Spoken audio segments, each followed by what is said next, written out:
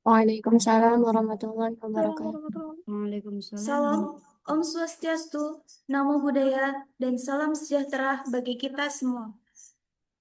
Yang terhormat Ibu Dr. Meta Mariam Eskom MPD, selaku Wakil Rektor Bidang Akademik Institut Prima Bangsa Cirebon, yang kami hormati Ibu Ratri Nuryani Kudwatul Latifah MPD, selaku Kepala Program Studi Pendidikan Guru Sekolah Dasar, dan yang kami hormati Bapak Ibu dosen PGSD Institut Prima Bangsa Cirebon, yang kami hormati Ibu Awalina Barokah MPD selaku narasumber kita pada kuliah umum hari ini, dan para peserta kuliah umum yang kami banggakan. Puji syukur kehadirat Allah Subhanahu wa Ta'ala, karena atas rahmat dan karunia-Nya kita dapat berkumpul secara virtual dalam kegiatan kuliah umum yang diselenggarakan oleh Program Studi Pendidikan Guru Sekolah Dasar dengan tema Transformasi Pembelajaran SD melalui Kurikulum Berdampak di Era Digital. Sebelum dimulai, perkenalkan saya Rita Sari selaku pembawa acara yang akan memandu jalannya acara kuliah umum pada pagi hari ini dengan susunan acara sebagai berikut. Yang pertama, pembukaan. Yang kedua, menyanyikan lagu Indonesia Raya dan himne IPB. Yang ketiga, pembacaan doa. Yang keempat, sambutan-sambutan. Yang kelima, sesi foto bersama. Yang keenam, pemaparan materi oleh Ibu Awalina Barokah MPD. Yang ketujuh, sesi diskusi dan tanya jawab. Dan yang terakhir, penutup. Mengawali kegiatan pada pagi hari ini, marilah kita bersama-sama membuka acara kuliah umum dengan membaca basmalah. Bismillahirrahmanirrahim. Semoga Allah Subhanahu wa Ta'ala menjadikan acara ini bermanfaat untuk kita semua, serta acara ini dapat berjalan dengan lancar dan kondusif sampai akhir.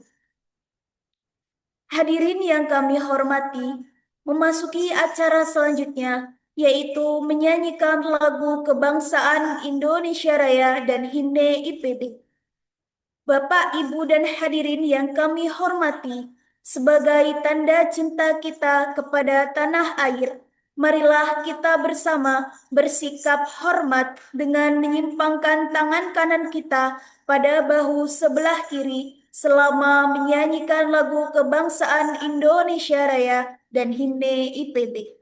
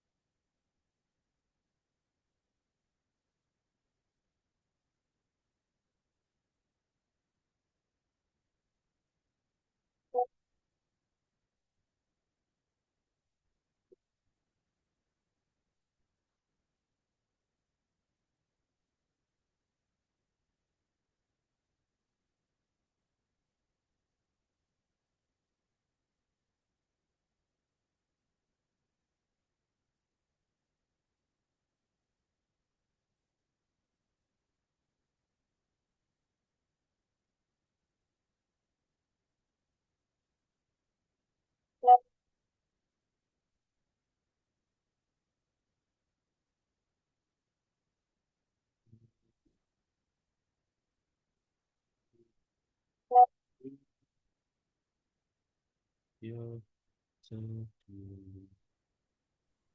ya,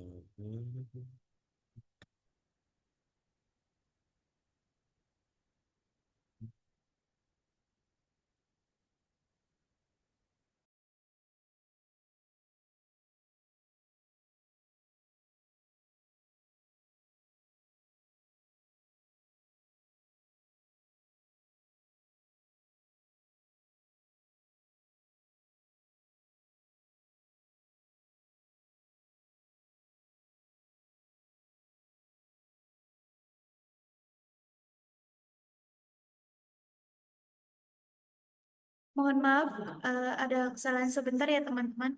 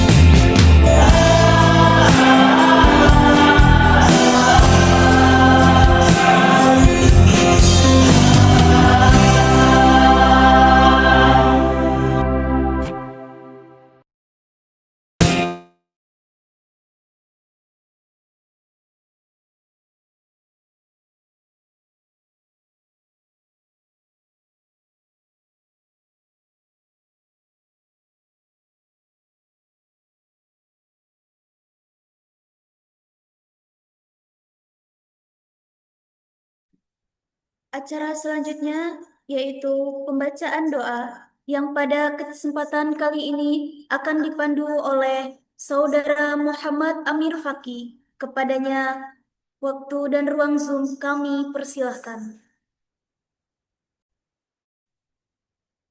Assalamualaikum warahmatullahi wabarakatuh. Waalaikumsalam. Waalaikumsalam warahmatullahi wabarakatuh. Bismillahirrahmanirrahim. Alhamdulillahirabbil alamin. Segala puji bagi Allah Subhanahu wa taala yang telah memberikan nikmat kesehatan dan kesempatan sehingga kita dapat mengikuti kegiatan seminar ini. Ya Allah, ya Tuhan kami, yang Maha Pengasih lagi Maha Penyayang, kami memohon kepadamu, limpahkanlah rahmat dan keberkahan-Mu. Dalam acara ini, jadikanlah kegiatan ini berjalan dengan lancar dan penuh manfaat. Ya Allah, berikan kemudahan kepada narasumber dalam menyampaikan ilmu serta berikan kemampuan untuk memahami dan mengamalkannya dalam kehidupan kami, khususnya dalam dunia pendidikan. Ya Allah, jadikanlah ilmu yang kami peroleh sebagai yang bermanfaat bagi diri kami, masyarakat, bangsa, dan negara. Rabbana atina fid dunya hasanah wa fil akhirati hasanah wa qinal azabannar. Wassalamualaikum warahmatullahi wabarakatuh. Waalaikumsalam Waalaikumsalam warahmatullahi wabarakatuh. warahmatullahi Terima kasih atas doa yang telah dipanjatkan. Acara berikutnya adalah sambutan-sambutan. Sambutan pertama akan disampaikan oleh Kepala Program Studi Pendidikan Guru Sekolah Dasar kepada Ibu Ratri Nuryani Qudwatul Latifah MPD. Kami persilahkan. Baik, terima kasih pembawa acara. Suara saya terdengar, teman-teman? Ya, baik. Terdengar. Assalamualaikum warahmatullahi wabarakatuh. Salam sejahtera bagi kita semua. Yang saya hormati Wakil Rektor Bidang Akademik Ibu Dr. Meta Mariam Eskom MPD. Yang saya hormati narasumber kuliah umum pada hari ini Ibu Awalina Barokah MPD. Yang saya hormati Bapak Ibu dosen PGSD Institut Prima Bangsa Cirebon, serta yang saya banggakan seluruh mahasiswa program studi pendidikan guru sekolah dasar. Puji syukur marilah kita panjatkan karya Tuhan Yang Maha Esa, karena atas rahmat dan karunia-Nya hari ini kita dapat berkumpul dalam kegiatan kuliah umum yang dilaksanakan secara daring dengan keadaan sehat walafiat. Pada kesempatan yang baik ini, saya selaku Ketua Program Studi PGSD mengucapkan terima kasih yang sebesar-besarnya kepada panitia yang sudah membantu pelaksanaan kuliah umum yang diselenggarakan oleh Program Studi PGSD, kepada narasumber yang telah meluangkan waktu untuk hadir dalam berbagi wawasan terkait tema hari ini, yaitu mengenai transformasi pembelajaran SD melalui kurikulum berdampak. Dan tentunya tidak lupa juga saya sampaikan ucapan terima kasih kepada Wakil Rektor Bidang Akademik atas dukungan terhadap kegiatan hari ini yang terselenggara. Hadirin yang saya hormati, yang mana kita mengetahui bahwa kurikulum berdampak merupakan transformasi pembelajaran perkembangan zaman saat ini ya teman-teman. Jadi marilah kita tidak lagi hanya memahami apa kurikulum itu sebagai dokumen semata, tetapi kita harus memahami bahwa kurikulum merupakan instrumen strategis ya teman-teman untuk memberikan dampak nyata terhadap kualitas pembelajaran dan perkembangan peserta didik. Oleh karena itu, teman-teman sebagai calon guru sekolah dasar dituntut untuk mampu beradaptasi, berinovasi, dan mengimplementasikan pembelajaran yang berpusat pada siswa serta relevan dengan kebutuhan abad 21 ini. Nah, melalui kegiatan kuliah umum ini, kami berharap mahasiswa PGSD ini tidak hanya memperoleh pengetahuan secara teoritis, tetapi juga mendapatkan perspektif praktis dari narasumber yang berpengalaman di lapangan. Ini akan menjadi kesempatan berharga untuk teman-teman dalam memperkaya wawasan, meningkatkan kompetensi, serta mempersiapkan diri sebagai calon guru yang profesional tentunya dan adaptif terhadap perubahan. Kami juga berharap kegiatan ini menjadi ruang dialog akademik yang inspiratif untuk teman-teman, sehingga lebih aktif, kritis, dan reflektif ya teman-teman ya, dalam memahami bagaimana kurikulum ini dapat diimplementasikan secara berdampak dalam pembelajaran di sekolah dasar. Mungkin itu teman-teman yang saya sampaikan. Selamat untuk teman-teman, selamat menjalani kuliah umum pada hari ini. Mohon maaf maksudnya, ikutilah kuliah umum hari ini sebaik-baiknya. Semoga ilmu yang diperoleh dapat memberikan manfaat bagi teman-teman dan menjadi bekal dalam perjalanan akademik teman-teman. Akhir kata, wabillahi taufiq wal hidayah. Wassalamualaikum warahmatullahi wabarakatuh. Waalaikumsalam warahmatullahi wabarakatuh. Terima kasih kami ucapkan kepada Kepala Program Studi Pendidikan Guru Sekolah Dasar yang telah memberikan sambutannya. Sambutan yang kedua akan disampaikan oleh Wakil Rektor Bidang Akademik Institut Prima Bangsa Cirebon kepada Ibu Dr. Meta Mariam Eskom MPD. Kami persilahkan. Baik, suara saya sudah terdengar jelas? Oke, terima kasih. Terima kasih Mbak Rita Sari. Bismillahirrahmanirrahim. Assalamualaikum warahmatullahi wabarakatuh. Selamat pagi dan salam sejahtera bagi kita semua. Yang saya hormati narasumber kita, Ibu Awalina Barokah MPD. Yang saya hormati Ibu Ketua Program Studi Pendidikan Guru Sekolah Dasar, Ibu Ratri Nuryani Qudwatul Latifah MPD, dan Bapak Ibu dosen Prodi Pendidikan Guru Sekolah Dasar, serta mahasiswa program studi yang saya banggakan, khususnya untuk pendidikan guru sekolah dasar. Puji syukur atas kehadirat Allah Subhanahu wa Ta'ala, karena atas rahmatnya kita dapat hadir dalam kegiatan kuliah umum program studi PGSD atau Pendidikan Guru Sekolah Dasar Institut Prima Bangsa dengan tema transformasi pembelajaran SD melalui kurikulum berdampak. Seperti yang diketahui tadi sudah disampaikan oleh Ibu Ratri selaku Ketua Program Studi PGSD, tema yang diberikan ini harapannya adalah bukan hanya tema yang keren, tapi memang ini kebutuhan di dunia nyata. Dunia pendidikan yang khususnya tingkat sekolah dasar yang terus bergerak cepat ya, dan kalau misalkan nanti calon-calon guru hanya mengajar dengan cara yang lama, ya alhasil generasi yang dihasilkan pun ya tidak akan jauh dari sekedar untuk rutinitas tanpa makna ya. Dan transformasi pembelajaran ini bukan berarti mengganti semuanya menjadi serba digital atau mengikuti tren yang sesaat. Tapi bagaimana kurikulum tersebut, pembelajaran tersebut benar-benar berdampak, khususnya bagi peserta didik.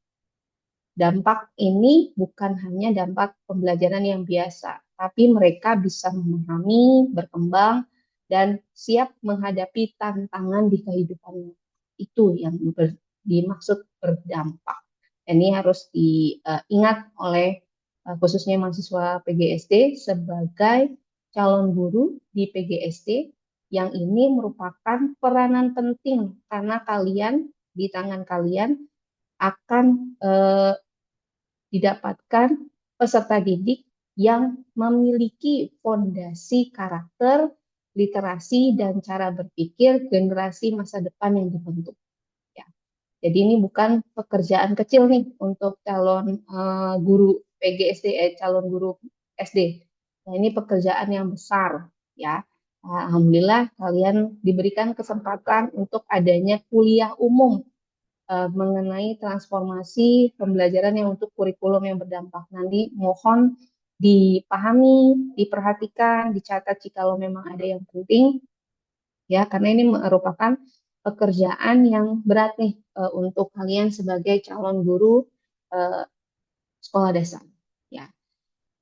Dan dengan harapan tadi juga Bu Ratri menyampaikan dengan adanya kuliah umum ini juga diharapkan mahasiswa tidak hanya mendapatkan pengetahuan tambahan, tapi juga punya pandangan baru, ya perspektif baru bagaimana menjadi seorang pendidik yang adaptif, yang kreatif, dan tentunya berdampak. Dan kehadiran Ibu Awalina Barokah MPD ini menjadi kesempatan berharga untuk belajar langsung dari beliau yang kompeten di bidangnya. Akhir dari sambutan saya, terima kasih kepada narasumber atas kesediaannya berbagi ilmu dan pengalaman kepada mahasiswa kami, khususnya PGSD, serta tidak lupa saya juga mengucapkan terima kasih kepada panitia yang telah menyelenggarakan kegiatan ini dengan baik. Semoga kegiatan ini memberikan manfaat dan menjadi langkah kecil menuju perubahan besar dalam dunia pendidikan kita.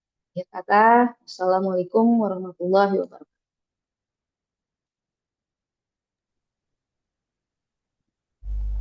Waalaikumsalam warahmatullahi wabarakatuh.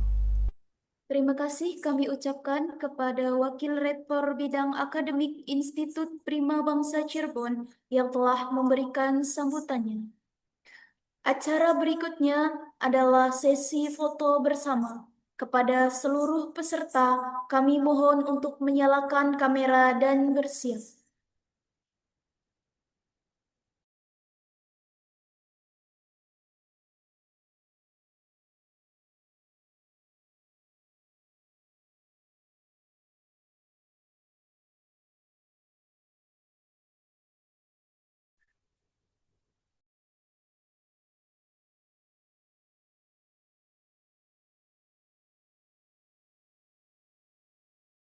Kita mulai untuk sesi yang pertama terlebih dahulu ya teman-teman. Boleh untuk senyum dan bersiap. Desi siap? 1, 2, 3.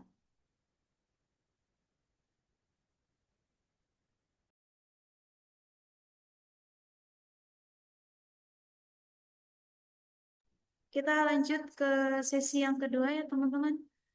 Silakan untuk bersiap. 1, 2, 3.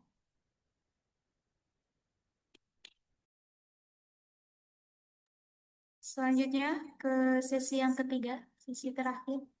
1,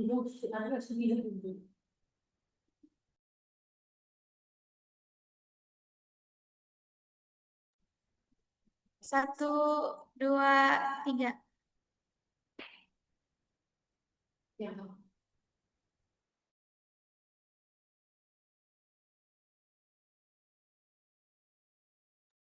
Oke, terima kasih teman-teman.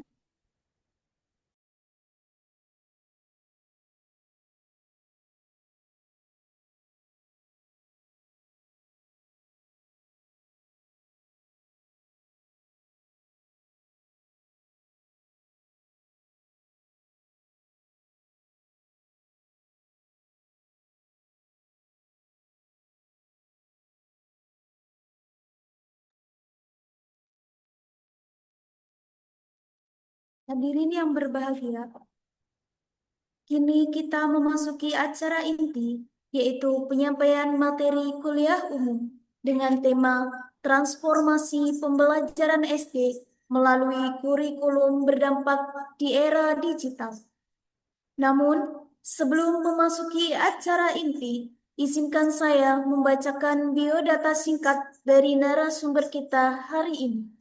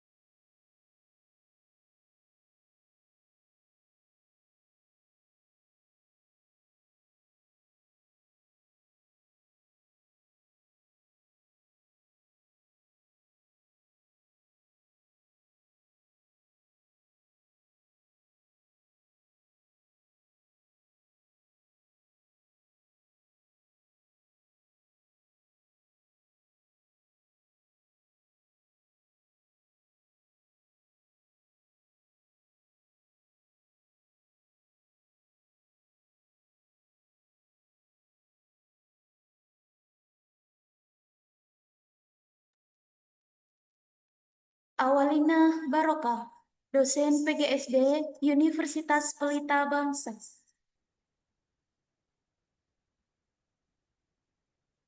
Beliau adalah seorang dosen program studi pendidikan guru sekolah dasar yang memiliki minat kuat dalam bidang pembelajaran IPA, literasi sains, pembelajaran inovatif, dan pengembangan soft skills guru.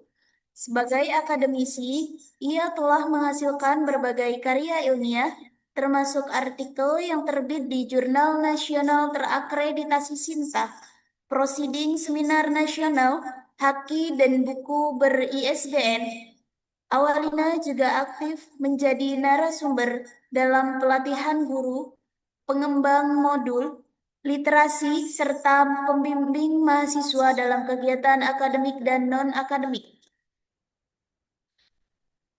Education pendidikan beliau di 2025 sampai sekarang di Elementary Education Semarang State University Indonesia dari 2015 hingga 2017 sebagai di Elementary Education Yogyakarta State University pada tahun 2010 sampai 2014 di Primary School Teacher Education Universitas Indonesia Universitas of Education.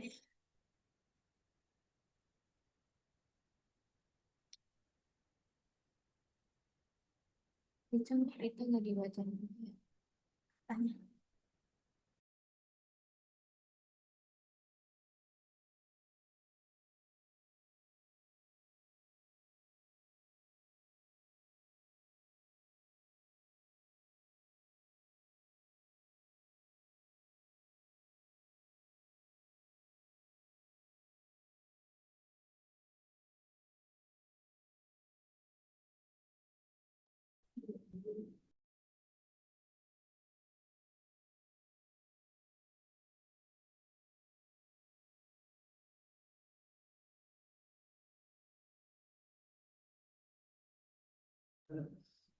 Lanjut, work expression. Beliau bekerja sebagai guru SDN 2 Kalisari Cirebon pada tahun 2014 hingga 2015. Juga guru SD Muhammadiyah Bodon Yogyakarta pada tahun 2017 hingga 2020. Ketiga, menjadi sekretaris program studi PGSD Universitas Pelita Bangsa pada tahun 2020 sampai 2024 dan menjadi Kaprodi Program Studi Pendidikan Guru Sekolah Dasar Universitas Pelita Bangsa tahun 2024 hingga sekarang.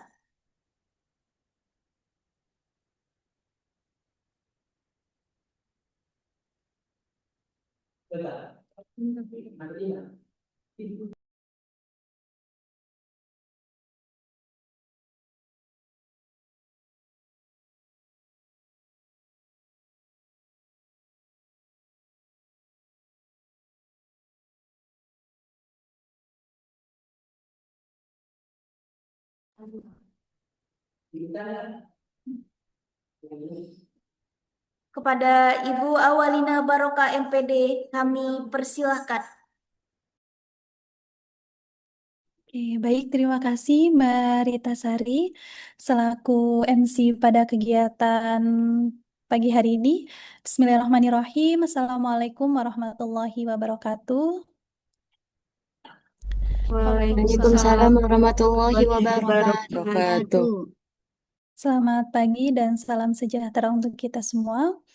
Pertama-tama yang saya hormati Ibu Dr. Meta Mariam Eskom MPD selaku Wakil Rektor Bidang Akademik Institut Prima Bangsa Cirebon. Yang saya hormati juga Ibu Ratri Nuryani Kudwatu Latifah MPD selaku Ibu Kaprodi PGSD Institut Prima Bangsa Cirebon. Terima kasih Ibu sudah berkenan mengundang kami dari Universitas Pelita Bangsa. Serta yang saya hormati Bapak Ibu dosen Prodi PGSD Institut Prima Bangsa Cirebon. Dan yang Ibu banggakan rekan-rekan mahasiswa Institut Prima Bangsa Cirebon Prodi PGSD. Senang sekali pada kesempatan pagi hari yang berbahagia ini kita dapat berkumpul bersilaturahmi, dan tentunya mungkin ini hanya sekedar sharing ya Ibu-ibu, Bapak Ibu mahasiswa, rekan-rekan mahasiswa serta Bapak Ibu dosen. Jadi mungkin di sini sifatnya kita lebih ke sharing karena mungkin banyak yang lebih ahli dibandingkan dengan saya di sini. Oke, baik. Mungkin izin share screen-nya sudah di share screen. Kita langsung ke materi. Ternyata saya diamanahkan untuk memberikan materi terkait dengan transformasi pembelajaran SD melalui kurikulum berdampak di era digital. Ini merupakan sebuah materi yang sangat luar biasa di era perkembangan kurikulum yang selalu berubah seperti itu ya. Mohon maaf, ini share screen-nya. Oh ya, oke. Jadi kita lihat di sini ada, mohon izin Bapak Ibu dosen, Ibu Warek, dan Ibu Kaprodi untuk langsung memulai ke materi. Rekan-rekan mahasiswa, di sini kita lihat ya bahwa ada transformasi pembelajaran SD melalui kurikulum berdampak di era digital. Jadi bisa kita lihat bagaimana pembelajaran itu selalu berubah. Jadi bisa kita ibaratkan bahwa pembelajaran itu merupakan sebuah perjalanan. Dan perjalanan itu yang dulu awalnya menggunakan sepeda kita bisa jalan terus, arahnya jelas, guru berada di depan dan siswa mengikutinya di belakang. Tapi sekarang kita ternyata masuk di era digital, di mana jalannya itu tidak lagi lurus, kita tidak lagi mengikuti guru, tetapi seperti kita menggunakan Google Map. Jadi sudah banyak rute, eh, banyak pilihan, dan setiap orang bisa memilih jalannya masing-masing, apakah akan memilih lebih cepat ataukah lebih lambat, apakah akan memilih jalur alternatif atau misalnya jalur biasa yang dilalui. Nah, disinilah pentingnya kurikulum berdampak. Karena kurikulum berdampak itu bisa kita bayangkan seperti peta perjalanan yang cerdas. Jadi bukan hanya sekedar menunjukkan tujuan, tapi juga kurikulum tersebut mampu menyesuaikan kondisi dari siswa, mampu memberikan pengalaman belajar yang bermakna, dan memastikan bahwa peserta didik itu benar-benar sampai pada tujuan. Jadi bukan hanya sekedar materi yang lewat, kemudian besoknya lupa. Tetapi guru itu bisa memastikan peserta didik untuk sampai benar-benar ke tujuan. Nah, di sini juga dijelaskan bahwa ada pembelajaran yang memang harus berpusat kepada siswa adaptif dan bermakna. Mohon maaf sebentar ya. Mau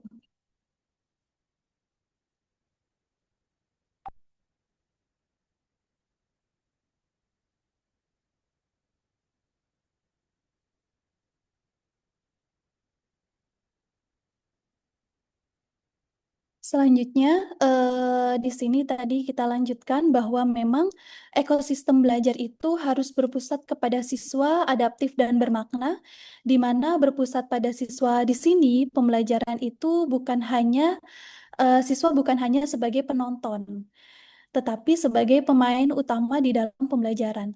Dan pembelajaran yang dilakukan itu juga berpusat kepada kebutuhan siswa. Jadi seperti air yang mengikuti bentuk wadah.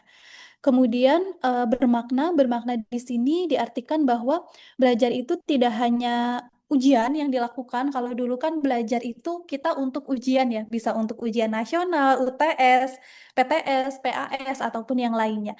Tetapi sekarang itu pembelajaran itu lebih kepada kehidupan nyata. Bagaimana kita bisa mengimplementasikan pembelajaran dalam kehidupan sehari-hari, bagaimana kita menjadi seorang problem solver ketika menghadapi permasalahan dalam kehidupan sehari-hari, atau bagaimana kita bisa mengaitkan pembelajaran yang kita lakukan dengan kehidupan sehari-hari. Jadi, kalau misalnya diibaratkan, siswa kita bukan hanya mampu menghafal resep makanan jika kita menjadi koki, tetapi kita juga menginginkan siswa kita itu benar-benar mampu memasak makanan tersebut, membuat resepnya, mencicipi resepnya, bahkan menyajikan resep makanan tersebut. Nah, inilah yang kita harapkan di kurikulum merdeka dan berdampak walaupun dengan adanya teknologi ini. Baik, teman-teman, kita lanjut ke slide berikutnya. Di sini, mohon maaf, masih slide kedua tadi. Nah, ini ya.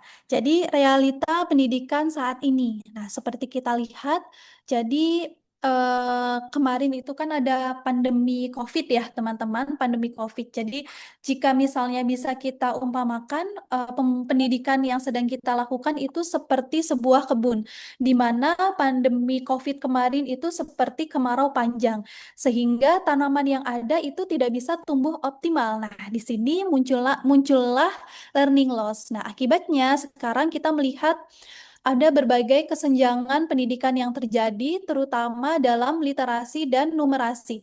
Jadi adanya perbedaan literasi dan numerasi yang cukup jauh, mungkin teman-teman bisa lihat dari hasil PISA ataupun hasil tes yang dilakukan oleh Indonesia bahwa akibat adanya perubahan pembelajaran ternyata muncul learning loss yang mengakibatkan kepada literasi dan numerasi. Jadi ada siswa yang bisa dengan cepat tumbuh menangkap pembelajaran, tetapi ada siswa yang masih tertinggal jauh.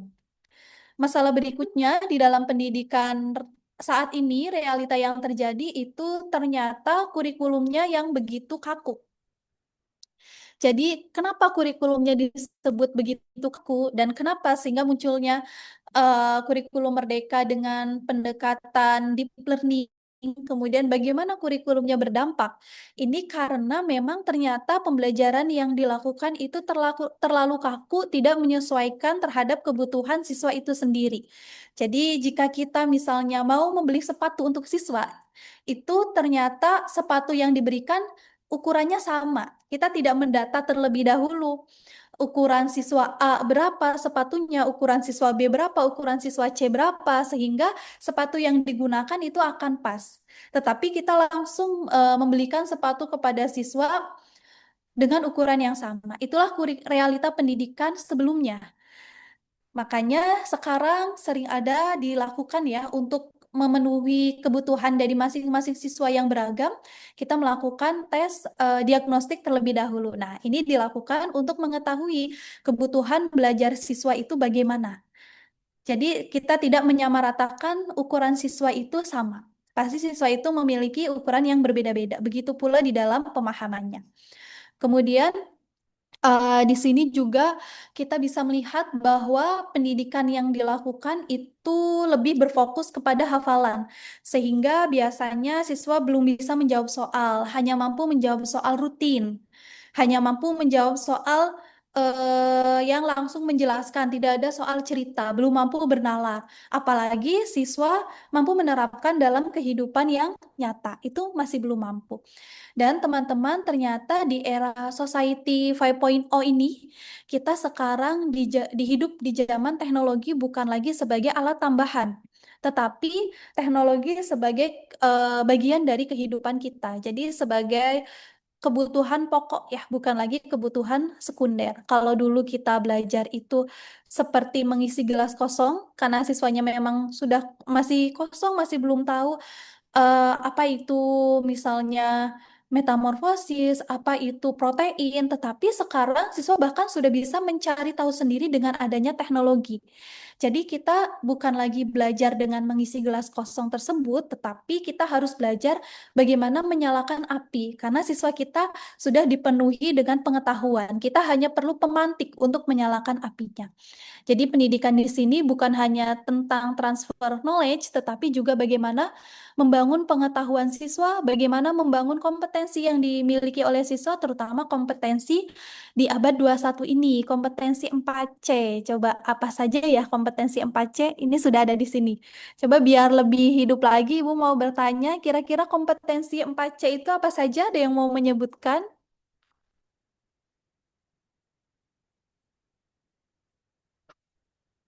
Saya. Ya, silakan Mas Aldi Dwi. Oke, untuk kompetensi 4C itu mencakup critical thinking, collaboration, communication, and creativity, Bu. Ya, tepat sekali, luar biasa ya. Tadi Mas Aldi menyebutkan bahwa memang kompetensi 4C ini critical thinking, collaboration, communication, dan creativity. Nah, jadi memang kebutuhan ini menjadikan bahwa pembelajaran itu harus memiliki pondasi yang sangat luar biasa. Pondasinya berupa keterampilan 4C sehingga nanti bangunan yang di atasnya itu lebih kokoh karena kita bisa menciptakan pembelajaran yang bukan hanya sekedar mengikuti peta, tetapi kita mengharapkan bahwa siswa kita juga mampu untuk membuat peta sendiri, membuat arah, membaca arah bukan hanya sekedar mengikuti, tetapi juga membaca arah, apakah arahnya benar ataupun salah. Kemudian bahkan bisa membuat peta itu sendiri. Terima kasih ya Mas Aldi. Selanjutnya next slide.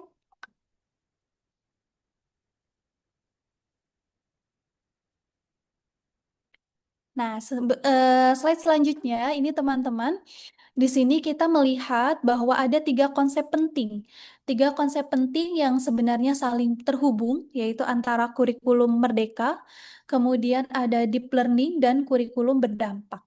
Nah, bisa kita lihat bahwa kurikulum merdeka itu memberikan kita kebebasan atau fleksibilitas, jadi kita bisa memilih jalan mana saja yang akan kita lalui sesuai dengan kondisi siswa itu sendiri. Kemudian di sini juga kita bisa melihat ada beberapa inti pokok dari kurikulum merdeka seperti sekolah memiliki otonomi, kemudian pembelajaran berpusat pada siswa dan fokus pada karakter profil pelajar Pancasila. Tetapi di sini juga harus kita lihat bahwa kita bukan hanya mengharapkan siswa pintar secara akademik, tetapi juga siswa yang memiliki karakter dan siswa yang siap hidup di masyarakat. Kemudian di sini di bagian tengah itu ada irisannya. Nah, irisannya ini ada kurikulum berdampak. Nah, bagian tengah ini adalah irisan antara kurikulum merdeka dan deep learning. Artinya ini merupakan pertemuan dari dua hal tadi. Kurikulum berdampak itu bukan sekedar mengajar, tetapi juga memastikan apakah siswa kita benar-benar mampu menggunakan pembelajaran yang dilakukan dalam kehidupan nyata. Jadi bukan hanya sekedar belajar teori memasak, tetapi mampu memasak, mencicipi, dan menyajikannya. Jadi di sini siswa harus aktif merespon, kemudian siswa juga harus mampu membangun sendiri pengetahuannya, kemudian siswa juga harus menerapkan dalam konteks nyata di kehidupan sehari-harinya. Dan peran guru apa di sini? Peran guru itu guru harus menjadi fasilitator yang adaptif. Adaptif di sini berarti mampu mengikuti perkembangan zaman. Dan guru harus menyadari bahwa kita bukan lagi sebagai satu-satunya sumber ilmu pengetahuan.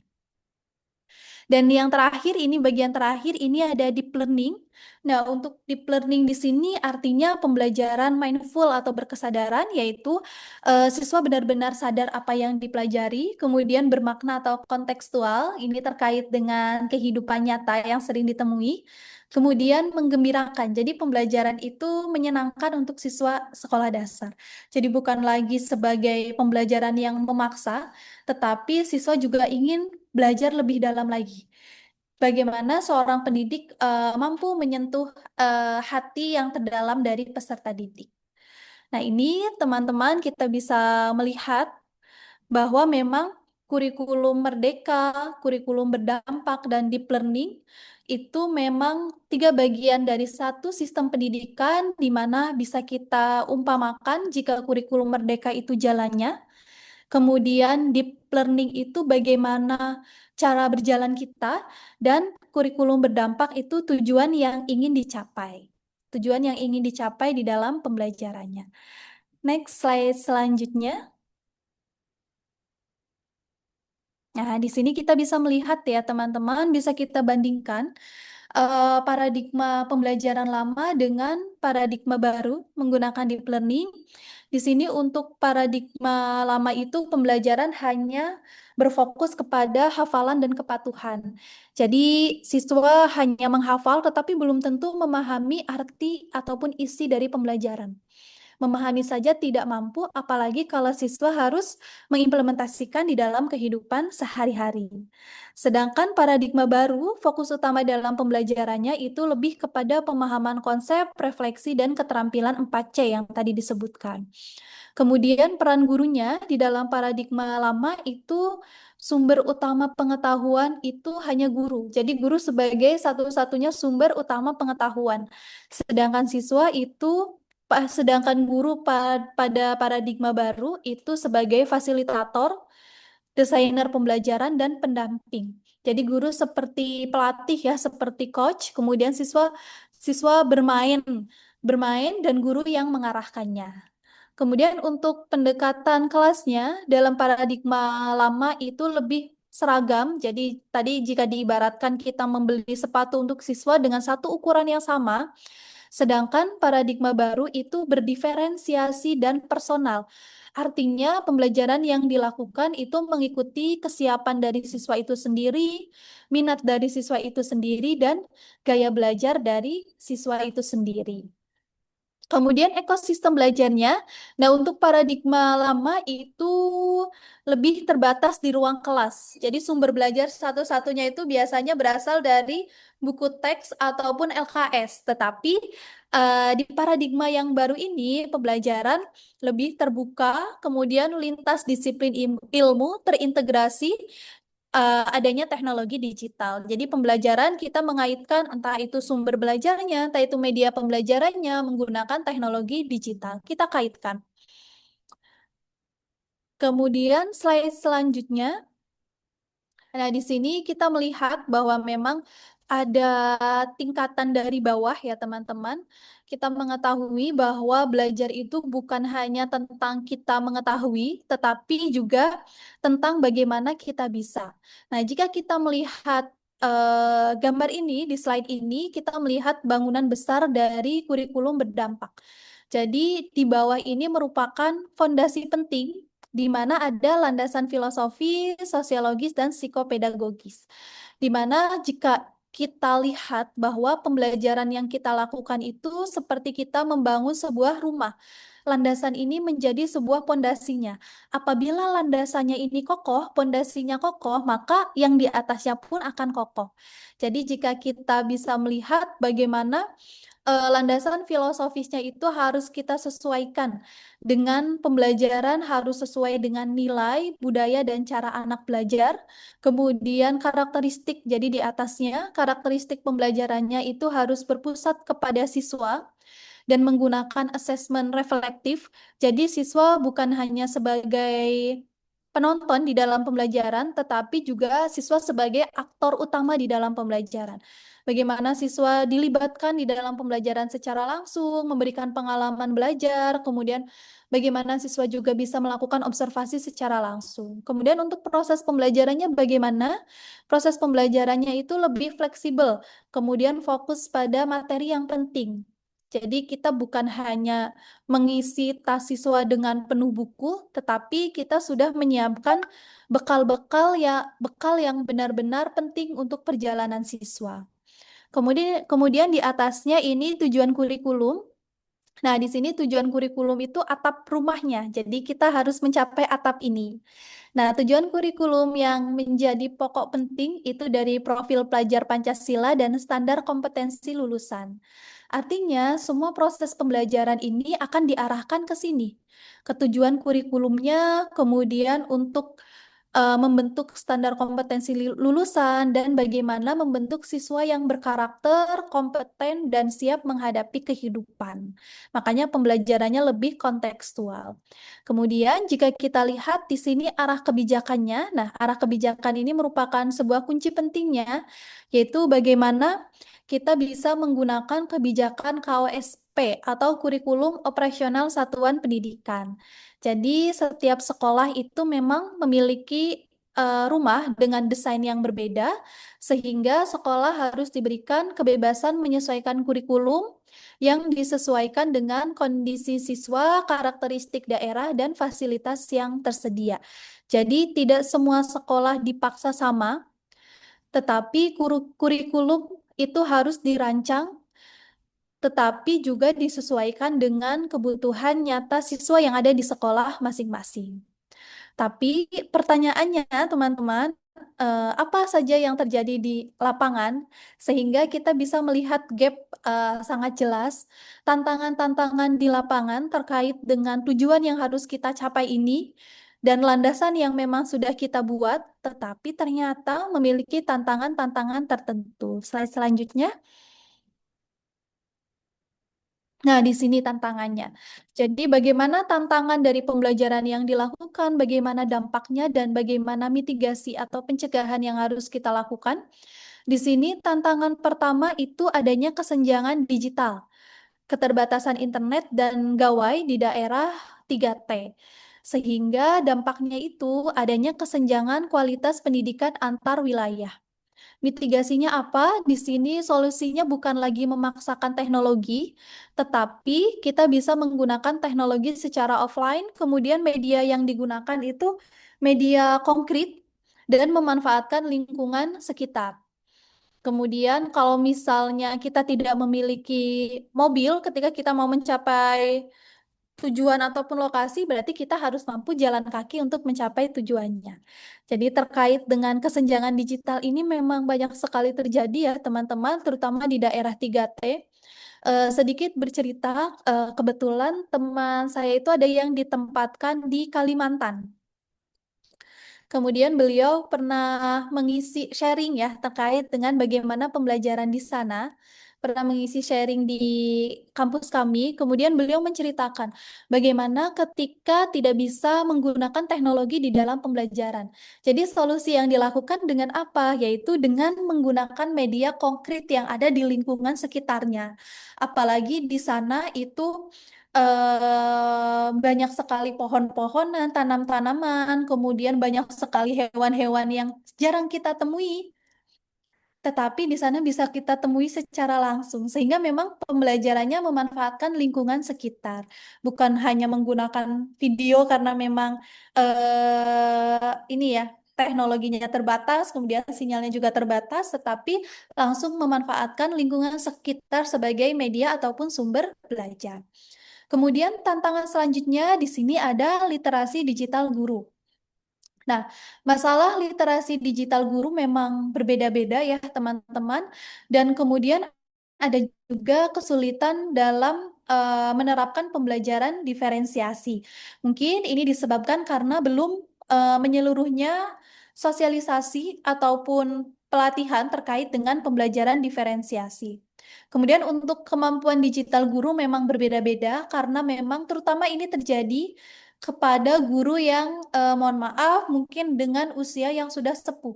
Biasanya kemampuan digitalnya itu berbeda dengan rekan-rekan yang lebih muda. Nah, di sini menjadi tantangan tersendiri, tetapi biasanya bisa ditangani dengan berbagai hal.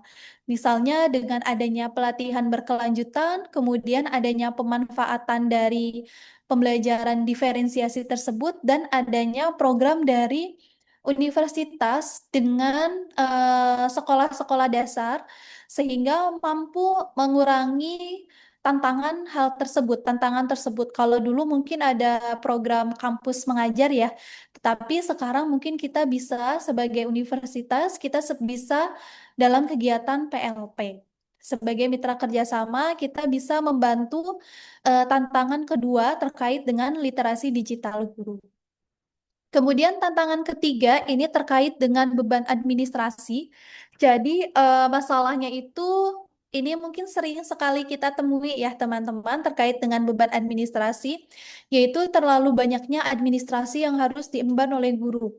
Sehingga mau tidak mau guru tidak fokus terhadap pembelajaran, tetapi fokus terhadap administrasi yang harus dipenuhi, karena itu merupakan salah satu kewajiban penting, misalnya seperti itu.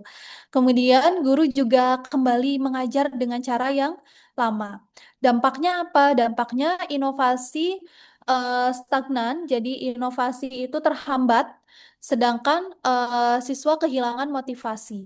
Jadi guru sibuk menulis laporan, bukan lagi sibuk mengajar, bukan lagi sibuk menciptakan media pembelajaran, bukan lagi sibuk menyiapkan media pembelajaran. Nah, di sini upaya pencegahannya apa? Di sini sangat penting peran terkait dengan kepala sekolah, sehingga rekan-rekan mahasiswa selaku calon pemimpin, calon kepala sekolah ataupun calon guru ini perlu adanya transformasi. Jadi transformasi kepala sekolah, kemudian adanya penyederhanaan administrasi, kemudian adanya asesmen reflektif. Jadi memang transformasi pendidikan yang dilakukan itu poinnya bukan hanya soal ide, tetapi juga bagaimana kita bisa mengatasi tantangan yang muncul melalui pencegahan ataupun mitigasi yang kita lakukan. Nah, slide selanjutnya silahkan. Nah, di sini kita lihat bahwa memang pembelajaran modern yaitu diferensiasi. Jika kita lihat diferensiasi ini ada 3 ya teman-teman, ada diferensiasi konten, kemudian diferensiasi proses, dan diferensiasi produk. Jadi kita harus melihat terlebih dahulu, jadi guru juga harus mampu menganalisis terlebih dahulu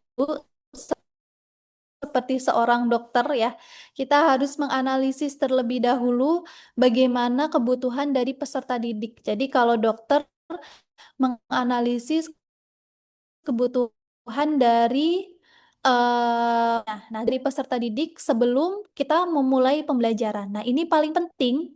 Ini menjadi penting karena ini menjadi asesmen diagnostik. Jadi sebelum guru mengajar, kita harus tahu dulu kemampuan dari siswa, kemudian gaya belajar dari siswa itu sendiri, dan kesiapan belajar siswa.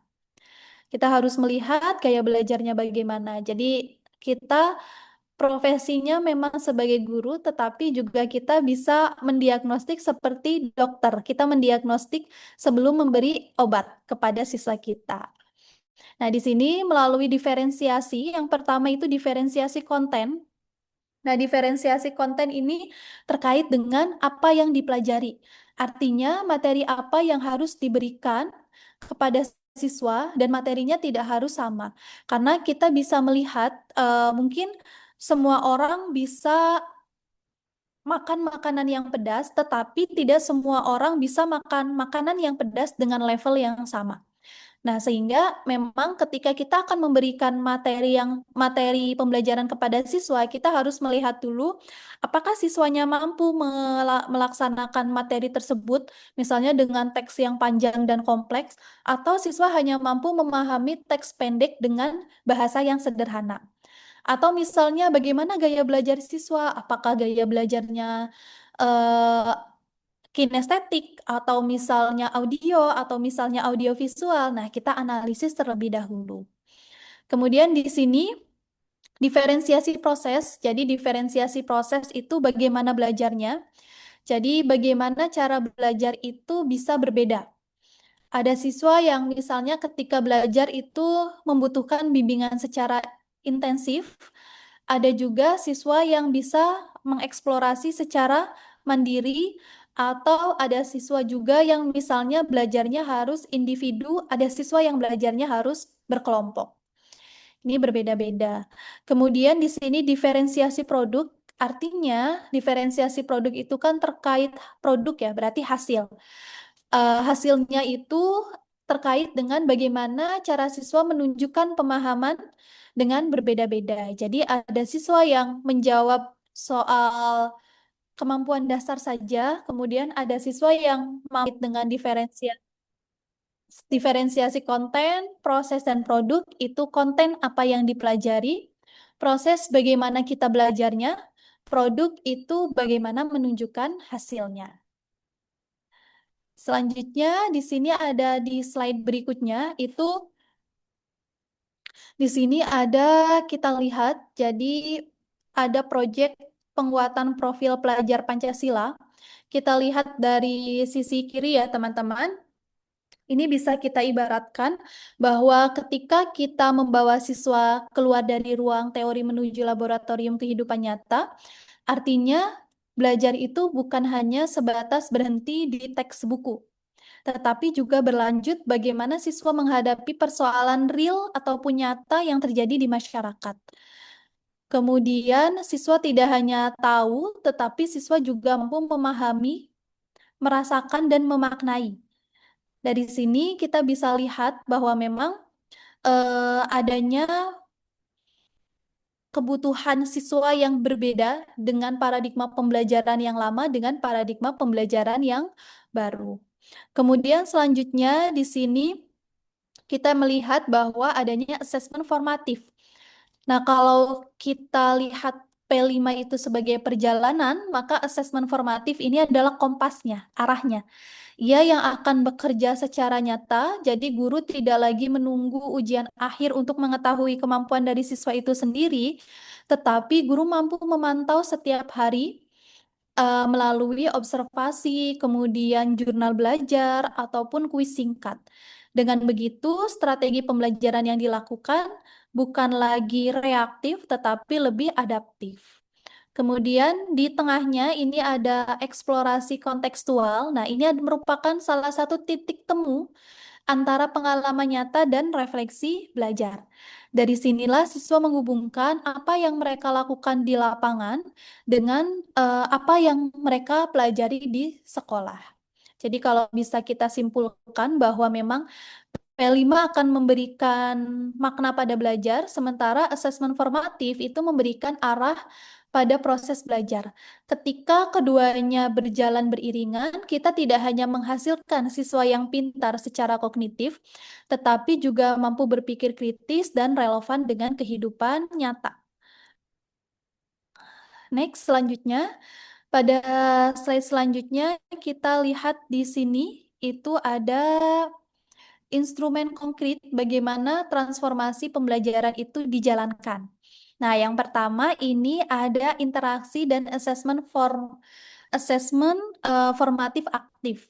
Nah, adanya platform seperti Quizzes, Educandy, ataupun Kahoot.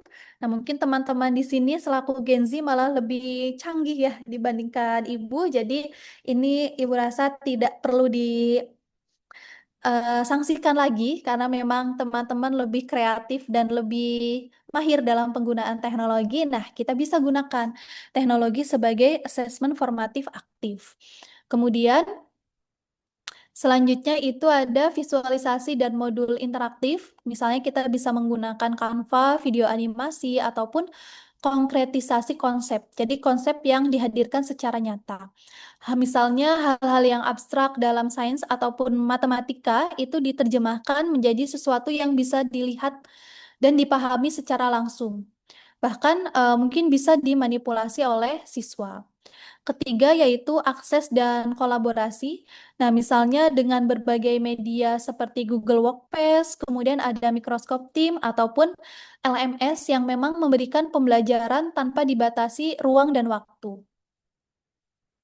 Kemudian adanya sistem bimbingan cerdas. Nah, di sini dengan hadirnya AI ataupun intelligent tutoring, di sini kita bisa melihat bahwa ini bisa menjadi salah satu pembimbing cerdas bagi siswa kita, tetapi tetap harus dipandu oleh guru dalam penggunaannya.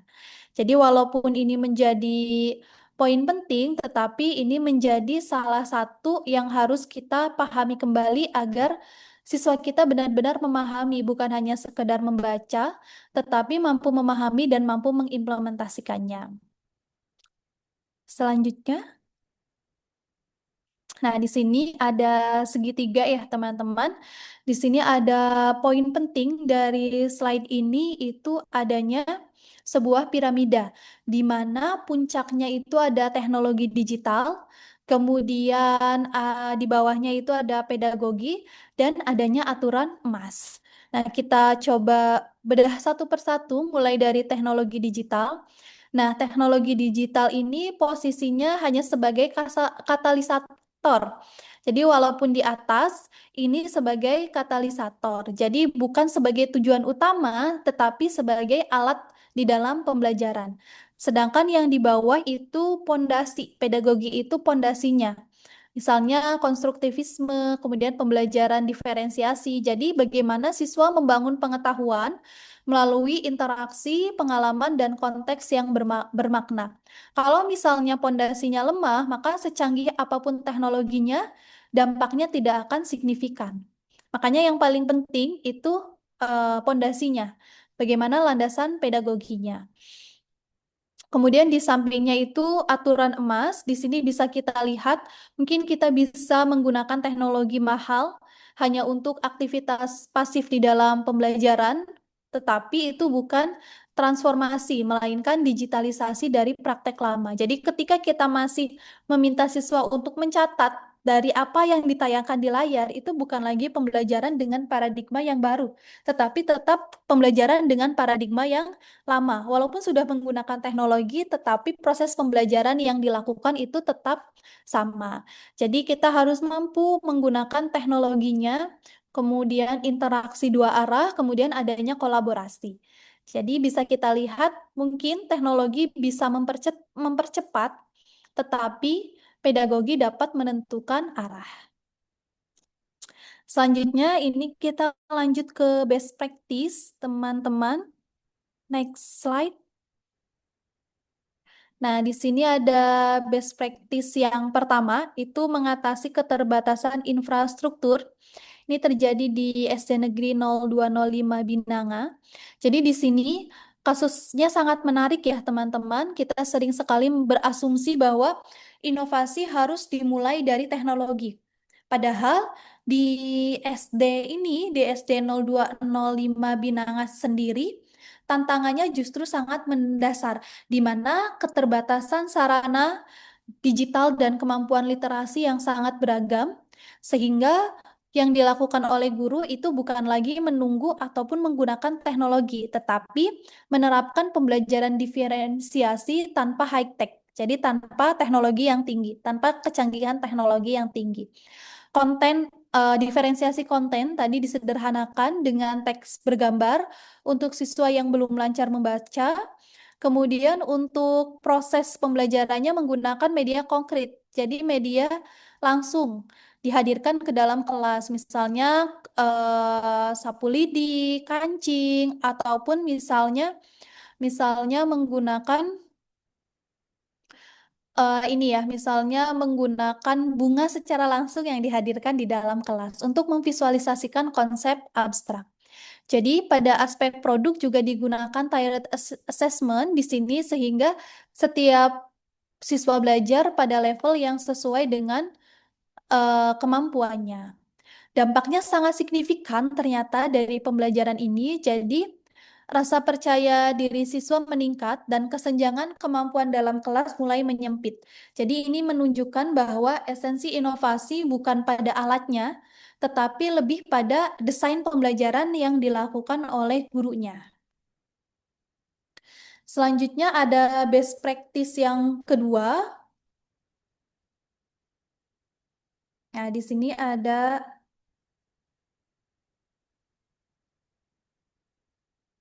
best practice yang kedua itu terjadi di SDN Karsamna. Nah, di sini kita bisa melihat bahwa tahap yang paling penting, sekolah sudah berada pada level yang mahir, jadi ini lebih di atas dari yang SD tadi ya, dalam implementasi KOSP dan diferensiasinya. Dan yang menarik adalah bagaimana digitalisasi tidak hanya digunakan, tetapi juga dikelola oleh siswa itu sendiri. Misalnya, siswa dilibatkan dalam pemasangan dan pengelolaan proyektor. Kemudian dari sini itu dampaknya luar biasa. Ternyata siswa merasa memiliki rasa belajar karena memang siswa dilibatkan dalam penggunaan teknologi yang dibutuhkan di dalam pembelajaran. Jadi siswa juga aktif mencari sumber belajar secara mandiri, baik dari perpustakaan maupun dari internet. Kemudian eh, selanjutnya ini di sini best practice yang ketiga itu adanya di SD Alfitran School Tangerang. Nah, di sini bagaimana teknologi dan nilai dapat berjalan beriringan. Jadi sekolah ini mengintegrasikan e-learning, kemudian modul interaktif, serta mikroskop stream untuk pembelajaran kolaboratif berbasis video. Namun yang harus kita pahami bahwa memang inovasi digital tidak hanya berdiri sendiri, tetapi selaras dengan nilai-nilai yang ada di sekolah tersebut.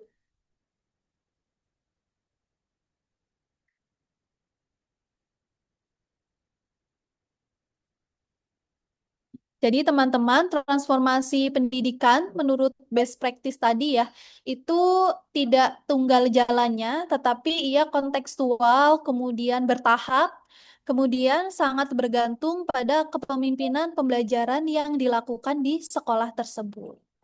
Selanjutnya, Bapak Ibu di sini pada slide berikutnya, teman-teman mahasiswa. Nah, pada slide berikutnya ini terkait dengan arsitektur besar bagaimana transformasi pendidikan. Yang di tengah itu ada siswa, kemudian ada kepala sekolah, kemudian ada guru, ada teknologi, dan adanya kebijakan. Nah, jika di tengah kita melihat itu siswa, ini penting karena seringkali dalam praktek kita justru menempatkan kurikulum, teknologi, ataupun administrasi yang bejibun itu sebagai pusat dari pembelajaran. Padahal yang menjadi outcome utama pembelajaran itu keberhasilan siswa itu sendiri di dalam pembelajaran. Bagaimana siswa memiliki keterampilan 4C. Namun, untuk mencapai tersebut tentunya harus dikelilingi beberapa unsur penting, elemen penting. Yang pertama itu dari kepala sekolah. Nah, di sini kita harus memahami sebagai kepala sekolah itu kita harus memiliki perspektif manajemen pendidikan yang bagus. Jadi kita harus memahami bahwa kepala sekolah bukan sekedar leader, tetapi juga harus mampu mengimplementasikan berbagai agen perubahan yang membawa visi dan menggerakkan budaya kerja melalui kepemimpinan digital yang transformatif. Jadi kepemimpinannya sudah berubah. Sekarang sudah kepemimpinan yang transformatif, ditambah kepemimpinan digital yang transformatif. Kemudian kedua, ini guru. Nah, guru di sini artinya sebagai jantung dari keberhasilan proses pendidikan itu sendiri. Guru tidak hanya mengajar, tetapi juga mendesain pengalaman belajar. Dan yang paling penting, kita ketika menjadi guru itu mampu berkolaborasi dengan rekan yang lainnya. Karena ketika kita berkolaborasi, kita akan mengetahui bagaimana kekurangan yang terjadi dalam pembelajaran yang kita lakukan. Bagaimana kita bisa melihat perbandingan antara kelas yang kita ampu. Jadi ada kolaborasi rekan sejawat. Kemudian keempat ini teknologi. Nah, di sini teknologi di sini itu sebagai penyedia akses, infrastruktur ataupun alat untuk memperkaya interaksi, bukan sebagai pusat dalam pembelajaran, tetapi sebagai penguat di dalam pembelajaran. Kemudian kalau kita lihat di sini, ini menggambarkan bahwa memang adanya transformasi pembelajaran harus sistematik dan saling terintegrasi antara satu dengan yang lainnya. Bagaimana kepala sekolah, guru, teknologi, dan kebijakan yang ada sehingga bisa menghasilkan output siswa yang sangat luar biasa. Selanjutnya, next slide. Nah, di sini slide berikutnya ini ada 3 tangga ya, teman-teman. Nah, di sini ada 3 tangga yang membuat kita berpikir bahwa kita ini sebagai pendidikan harus menjadi arsitek pendidikan. Kalau tadi sebagai dokter, sekarang kita sebagai arsitek di dalam pendidikan. Artinya, kita harus mampu mendesain pembelajaran itu sendiri dan merubah pembelajaran ke arah yang lebih baik. Jadi langkah pertama yang harus guru lakukan itu kita harus mendiagnosa. Kita perlu memetakan kesiapan sekolah, baik dari sisi infrastruktur, kemudian kompetensi guru maupun kebutuhan siswa. Jadi tanpa ini intervensi seringkali tidak tepat sasaran. Kemudian langkah yang kedua itu mulai dari hal yang sederhana. Ini poin yang sangat krusial di mana kita memulai terlebih dahulu dengan hal-hal yang sederhana.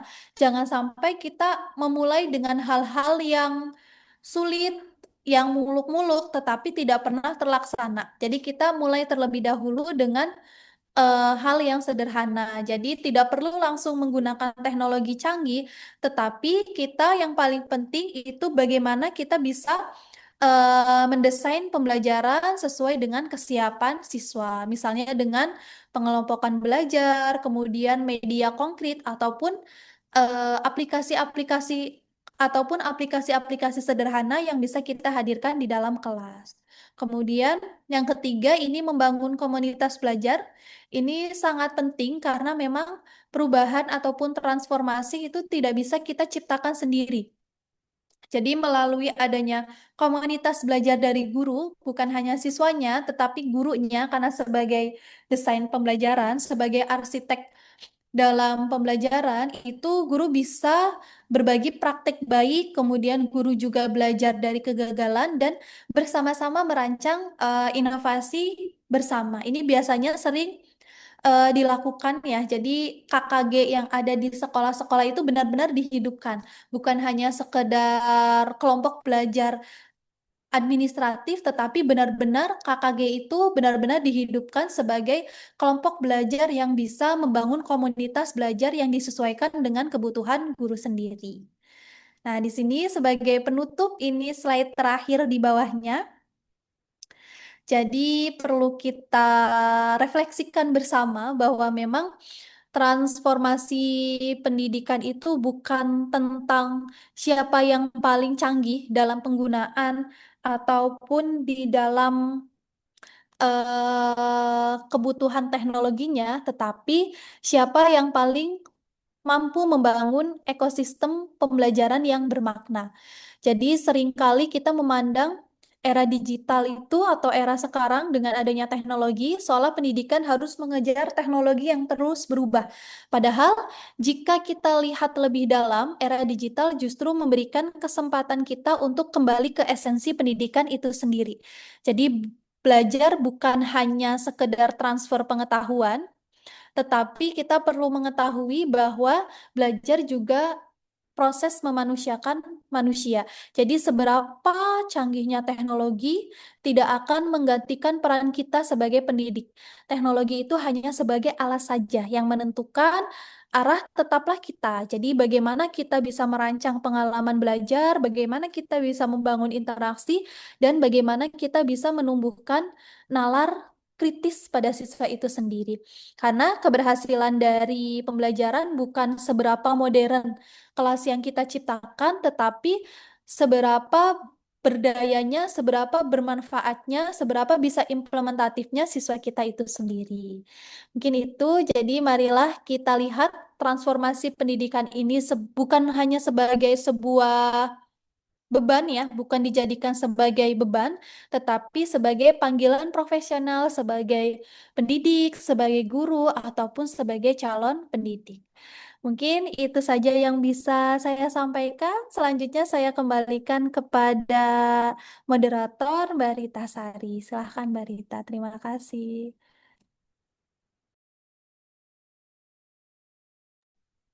Yet,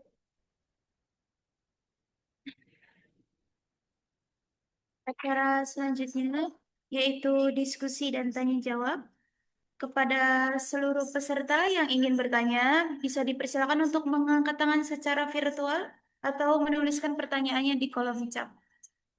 Kita buka 3 termin ya teman-teman. 1 termin 3 penanya terlebih dahulu. Silakan yang ingin bertanya boleh mengangkat tangan secara virtual atau menuliskan pertanyaan di kolom chat.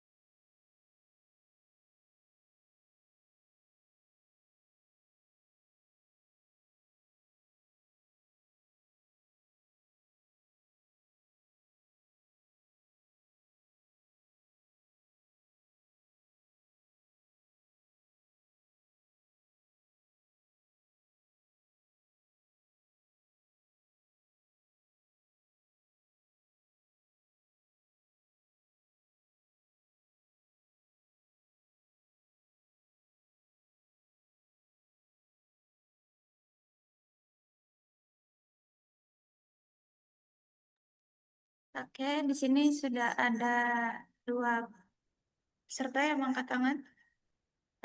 Mangga dipersilakan untuk Oldi Dwi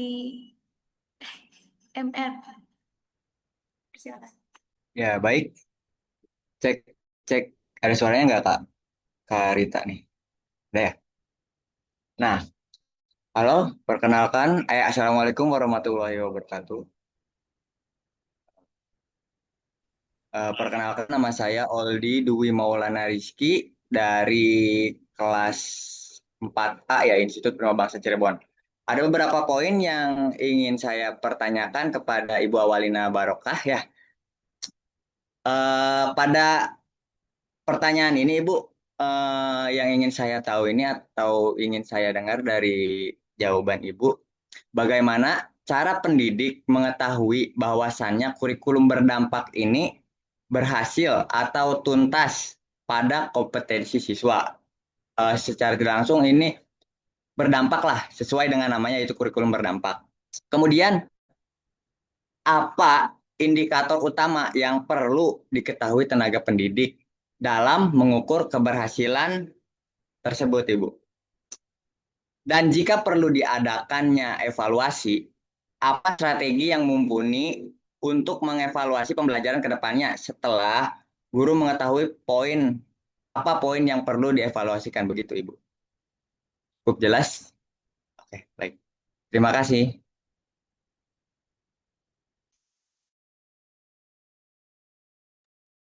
Maaf Ibu, ini mau dilanjut ke pertanyaan selanjutnya dulu atau dijawab terlebih dahulu? Dilanjutkan pertanyaan selanjutnya terlebih dahulu. Oke, baik. Selanjutnya ada Dimas Yanuar. Kepadanya kami persilakan. Baik, bismillahirrahmanirrahim. Assalamualaikum warahmatullahi wabarakatuh.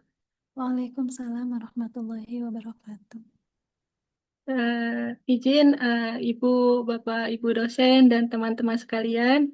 Perkenalkan, nama saya Dimas Yanuar dari semester 4. Baik, izin bertanya ya Ibu kepada Ibu.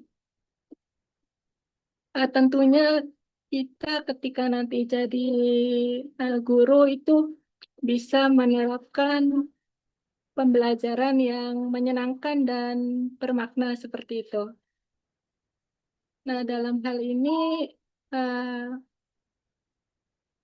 Dimas ingin menanyakan satu hal, karena ketika nanti kita telah menjadi seorang guru, bisa menerapkan pembelajaran yang menyenangkan dan bermakna, karena memang supaya anak tuh bisa cinta dulu nih ke belajar gitu, cinta ke pembelajaran gitu. Nah, mungkin pertanyaan dari Dimas, bagaimana ya Bu relevansi antara pembelajaran yang menyenangkan dan bermakna terhadap perkembangan anak itu sendiri gitu Bu. Ya, baik. Terima kasih. Saya kembalikan kepada host.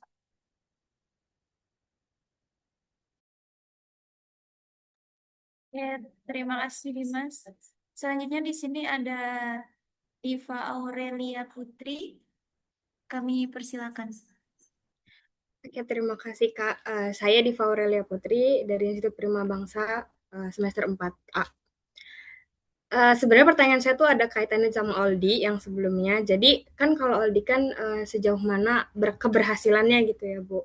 Kalau saya itu pertanyaannya sejauh mana berhasilnya dan juga pembelajaran yang sudah diterapkan atau yang diberikan oleh guru itu tuh nggak cuma maksudnya waktu itu aja gitu, tapi berkepanjangan atau berkelanjutan gitu Ibu.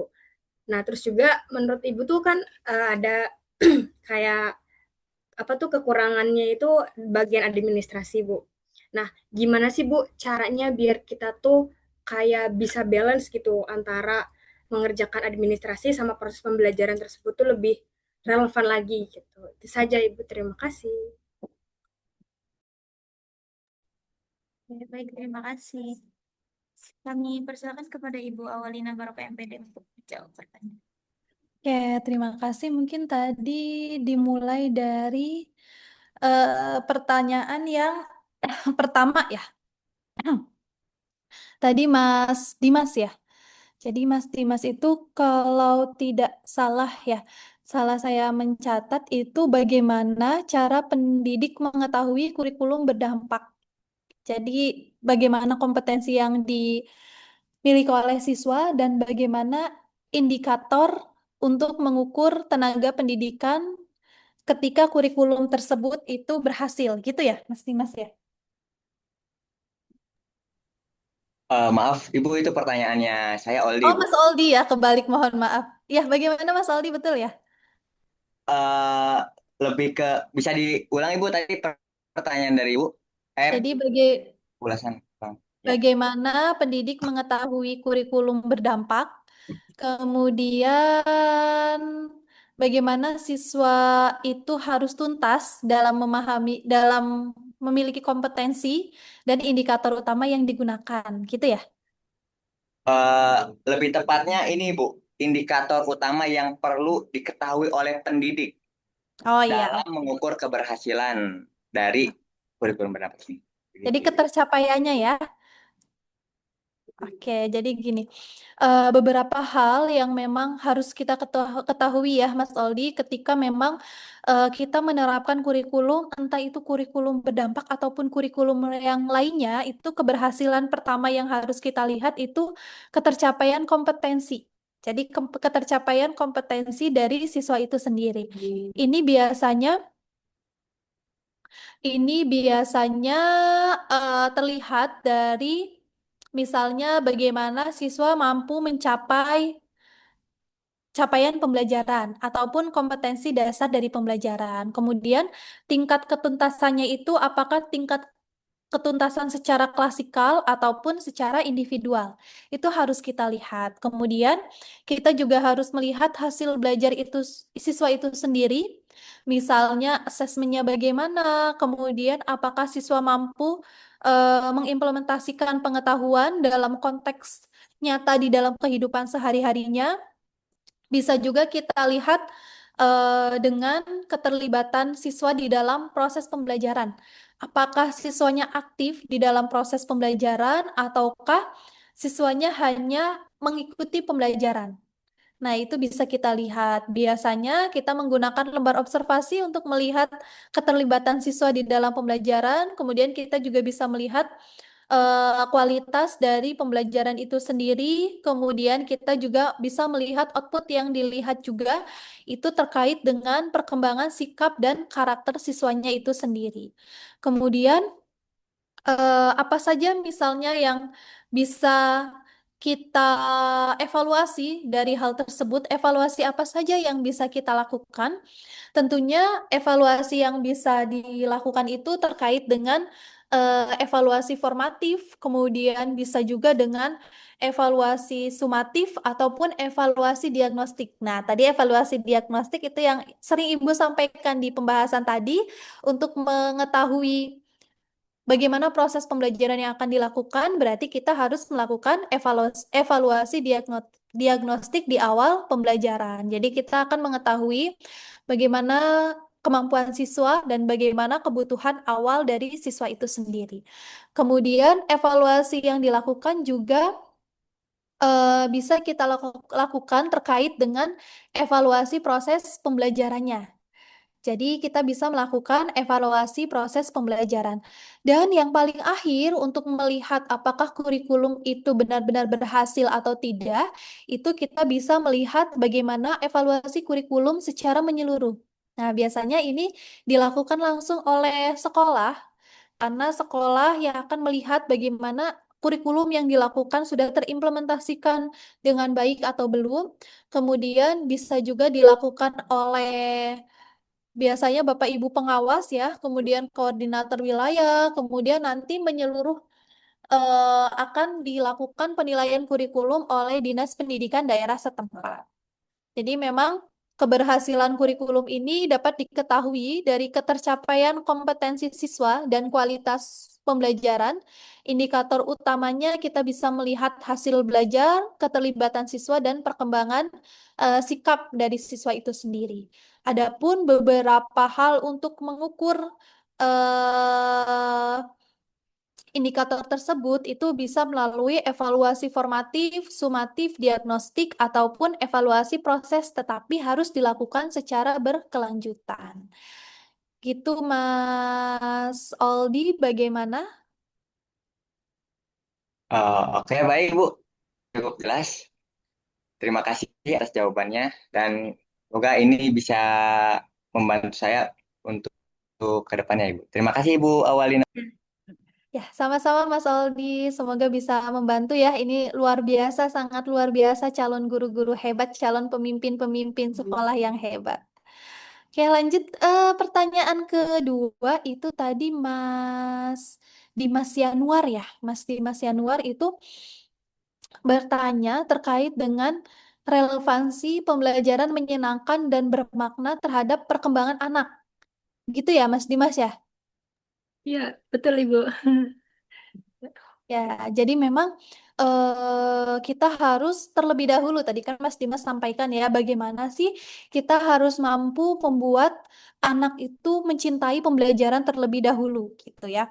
Jadi memang teman-teman kita harus membuat anak terlebih dahulu mencintai pembelajaran dengan pembelajaran itu bermakna, kemudian relevan dan menyenangkan. Jadi di sini bisa kita lakukan dengan adanya, terutama yang paling penting biasanya untuk anak sekolah dasar itu kan kita harus membangun terlebih dahulu hubungan emosional dengan anak, hubungan emosional yang positif dengan anak. Jadi guru harus bisa membentuk bonding terlebih dahulu agar anak bisa mencintai pembelajaran yang dilakukan. Kemudian kita juga harus memahami bahwa memang anak itu butuh penguatan, butuh penghargaan, sehingga kita harus memberikan penghargaan kepada anak.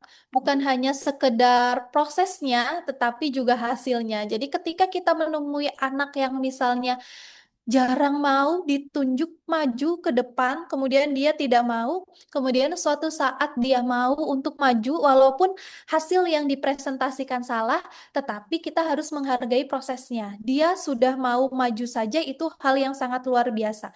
Jadi kita harus bisa memberikan penghargaan terhadap anak terkait dengan proses yang sudah dilaluinya, bukan hanya sekedar hasil. Kemudian kita juga harus memberikan ruang aktif ya, ruang aktif bagi siswa, bagaimana siswa mampu bereksplorasi, bereksperimen, berobservasi, atau misalnya siswa mendapatkan pengalaman belajar. Nah, sekarang itu kan ada proyek P5 ya. Nah, di sini merupakan salah satu ruang aktif bagi siswa.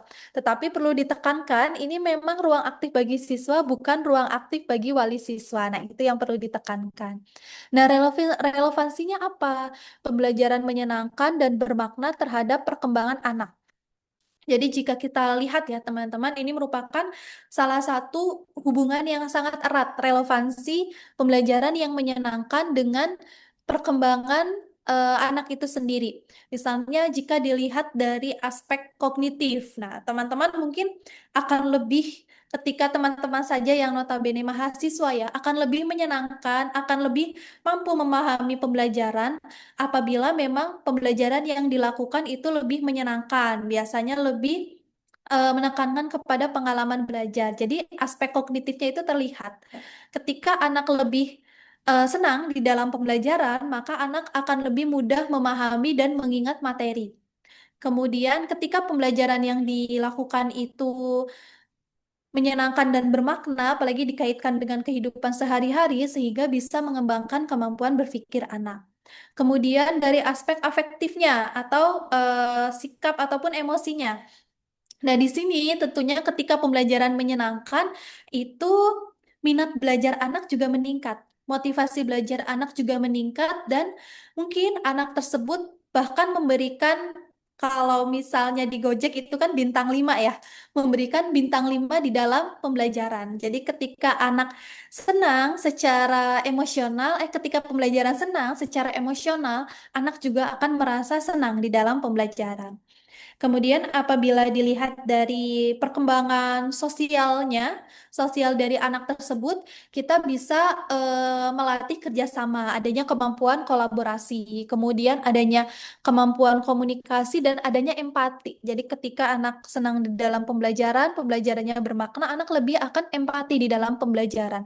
Anak jadi lebih mudah terbangun empatinya.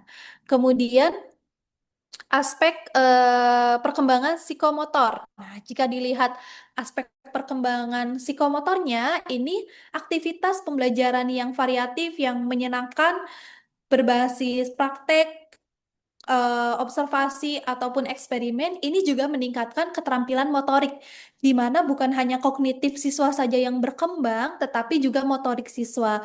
Dia dilatih tangannya bergerak, mulutnya berbicara, dia juga dilatih menciptakan ide-ide yang kreatif. Nah, sehingga pembelajaran yang menyenangkan dan bermakna itu bukan hanya sekedar hiburan, tetapi juga pembelajaran yang menyenangkan dan bermakna itu harus terintegrasi keduanya karena memang keduanya itu akan sama-sama membentuk pembelajar sepanjang hayat ataupun lifelong learner ya, lifelong learner. Jadi ketika anak akan mencintai sebuah proses pembelajaran yang aktif, relevan, ataupun emosionalnya positif, maka pembelajaran yang menyenangkan dan bermakna itu dapat berkontribusi terhadap perkembangan anak, baik secara kognitif, afektif, sosial, dan psikomotor. Dan ini menjadi suatu pondasi yang penting di dalam di dalam tahap perkembangan anak selanjutnya. Gitu ya Mas Bimas, bagaimana? Baik Ibu, terima kasih sudah jelas ya. Berarti memang ketika belajar itu terasa apa menyenangkan atau bermakna seperti itu ya Bu. Berarti anak tuh jadi nggak merasa terpaksa ya dalam belajar tuh ya Bu. Iya, Seperti itu. betul Mas Dimas. Jadi adanya kerelaan hati di dalam belajar ya. Kan Iya, biasanya anak terpaksa saya tidak mau belajar. Nah, kalau itu misalnya ketika pulang ke rumah, "Mah, saya pengen cepat berangkat sekolah karena saya pengen segera belajar bertemu dengan ibu guru. Kemudian iya, besok mau belajar terkait dengan misalnya percobaan membuat Gunung Merapi." Nah, itu anak jadi akan seperti itu. iya Bu, betul. Berarti mereka juga justru Itu Mas menikmati. Dimas. Iya Bu, iya Bu. Berarti juga mereka justru menikmati proses belajarnya itu ya Bu. Dan Nah, itu betul. berarti itu sangat berpengaruh kepada perkembangan mereka secara menyeluruh yang tadi Ibu udah sebutin, baik secara kognitif, afektif, psikomotoriknya seperti itu ya Bu. Ya, betul. Tepat sekali Ya, Mas Dimas. Sangat ya, luar biasa ini. ya, baik. Terima kasih ya Bu. Semoga ini Ya, bisa menjadi bekal buat kita semua sebagai calon guru. Terima kasih Bu. ya, sami-sami Mas Dimas. Wah, sangat luar biasa ini ya antusiasnya. Selanjutnya itu pertanyaan ketiga itu dari Mbak Diva Aurelia Putri ya tadi ya. Jadi tadi itu bagaimana ketika pembelajaran yang dilakukan guru itu masih berparadigma yang lama gitu ya. Paradigma yang lama dan bagaimana manajemen waktu yang harus dibentuk oleh guru karena memang disibukkan dengan administrasi. Seperti itu bukan Mbak Diva? Ya Bu, jadi kan kayak pembelajarannya tuh siswa tuh nggak cuma mengetahuinya pada saat di sekolah dasar aja, tapi itu dengan jangka panjangnya gitu tuh, memastikan bahwa pembelajaran tersebut tuh emang bermakna bagi siswanya. Gitu. Betul ya Bu? Oke, Oke, ya. Terima kasih Mbak Diva. Jadi memang ketika pembelajaran itu bisa bermakna kepada siswa, bagaimana guru harus memberikan pembelajaran tersebut? Nah, biasanya itu yang pertama itu kita memberikan pengalaman belajar berbasis experiential learning. Contohnya ketika tadi ya Ibu contohkan ke Mas Dimas ketika membuat percobaan gunung meletus. Nah, ini pasti akan diingat oleh siswa. Jadi teman-teman coba Ibu tanya ya sekarang, teman-teman ketika SD pernah melakukan sebuah eksperimen atau kegiatan belajar yang sampai sekarang diingat tidak? Kira-kira apa? Kira-kira apa? Ada yang masih ingat di SD dulu pembelajaran apa sih yang sampai sekarang masih teman-teman ingat? Bahkan, wah, cara dulu misalnya cara belajarnya seperti ini nih, jadi seperti ini misalnya. Apa kira-kira ya? Ada yang mau menyebutkan?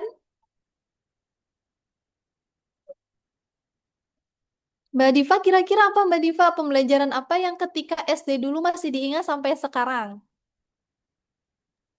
Kalau yang aku ingat ya Bu, pada pembelajaran IPA pada saat itu kayak apa ya, cahaya kalau nggak salah, tentang cahaya, jenis-jenis cahaya gitu. Kayak cahaya merambat lurus gitu tuh Bu. Cahaya dapat dibiaskan, dapat dipantulkan, itu karena soalnya lewat kata ibu juga sih kayak eksperimen-eksperimen gitu. Jadi makanya ingat sampai sekarang. Iya, jadi memang mohon maaf ya tadi sinyal ibu agak jelek jadi suaranya terjeda. Ya memang pembelajaran yang eksperimen melalui eksperimen ataupun observasi. Nah ibu juga gini, dulu pernah ketika SD itu membuat rangkaian listrik. Nah sampai sekarang itu masih ingat bagaimana ketika membuat rangkaian listrik, bagaimana mencari kayunya ya untuk membuat papan rangkaian listrik atau misalnya sederhananya misalnya melihat pertumbuhan dari kecambah. Nah, itu sering ya, sering sekali dilakukan. Bahkan hampir semua sekolah melakukan itu. Jadi memang pembelajaran yang dilakukan agar misalnya pembelajaran itu bersifat lama atau belajarnya itu pembelajarannya sepanjang hayat bermakna gitu ya, lifelong learner itu berarti kita harus menekankan pada pembelajaran yang bersifat experiential learning. Jadi diberikan pengalaman belajar, siswa diberikan pengalaman belajar. Kemudian kita juga harus memberikan siswa untuk difasilitasi ide-ide yang kreatif. Jangan sampai kita membatasi ide-ide siswa. Misalnya ketika siswa mau mengembangkan terkait dengan tadi proses Gunung Merapi. Kemudian siswa ada yang bertanya, Bu, bagaimana kalau Gunung Merapi tersebut di luarnya itu misalnya ada danau? Atau misalnya ada pohon-pohon, nah silahkan dikembangkan kreativitasnya. Jangan sampai kita batasi siswa untuk mengembangkan kreativitas. Kemudian kita juga melakukan pembelajaran berbasis kepada kegiatan langsung. Bisa observasi sederhana, bisa percobaan sederhana. Nah, observasi sederhana juga itu sangat penting. Misalnya ketika siswa belajar terkait dengan tanaman. Nah, kita bisa menghadirkan tanaman tersebut di dalam kelas, tetapi kita juga harus melihat apakah tanamannya susah ataukah mudah. Jika misalnya tanamannya pohon kelapa, tidak mungkin kita hadirkan di dalam kelas, tetapi kita bisa mengajak siswa kita keluar kelas. Nah, di sini ada berbagai tanaman, apalagi misalnya SD-nya itu di daerah pedesaan yang kaya akan tanaman, memiliki kebun. Nah, kita langsung bawa siswa keluar kelas. Nah, ini pembelajaran seperti ini akan bersifat lama. Tetapi ada satu pembelajaran yang bersifat cepat hilang, itu biasanya berbasis kepada hafalan. Jadi berbasis kepada hafalan itu mudah lupa.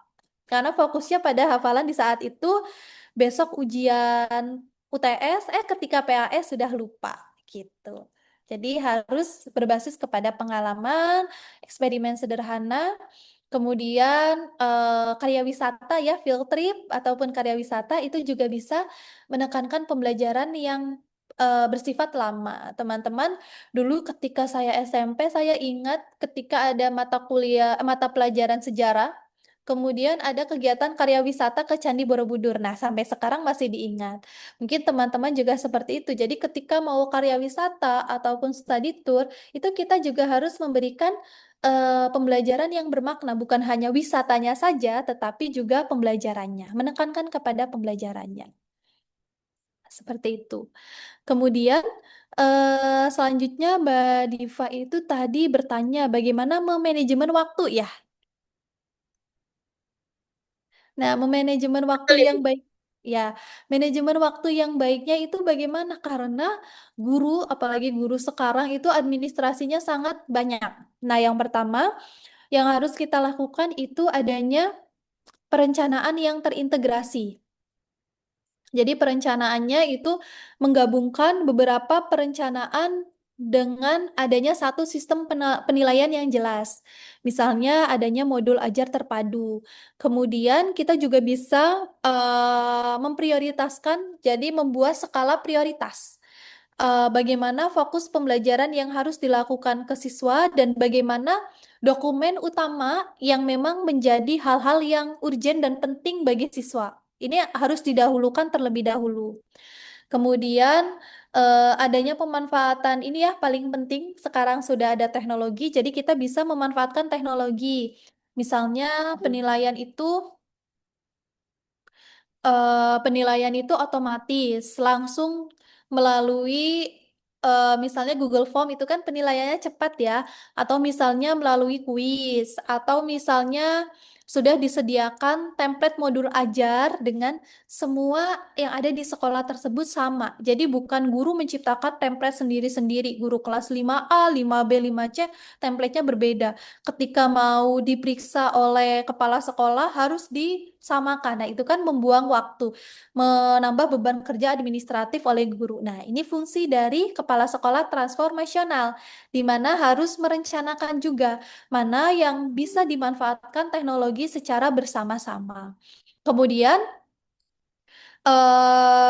bisa adanya kolaborasi antara guru. Jadi kita bisa berbagi perangkat, baik misalnya modul ajar, evaluasi, ataupun media pembelajaran.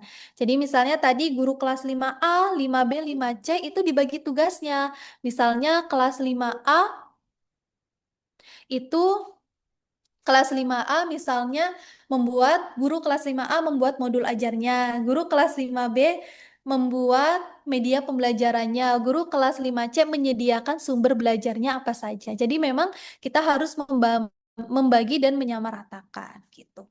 Kemudian kita juga harus membuat perencanaan. Perencanaan biasanya ada range waktu ya, range waktu kira-kira apa yang harus guru lakukan. Misalnya di awal, ketika pembelajaran di awal semester, guru harus sudah membuat promes maupun prota.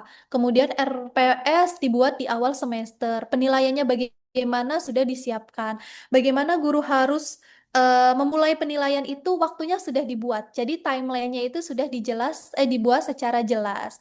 Bagaimana misalnya guru harus mengisi kuesioner yang diberikan oleh pemerintah. Misalnya ini waktunya kapan itu harus direncanakan.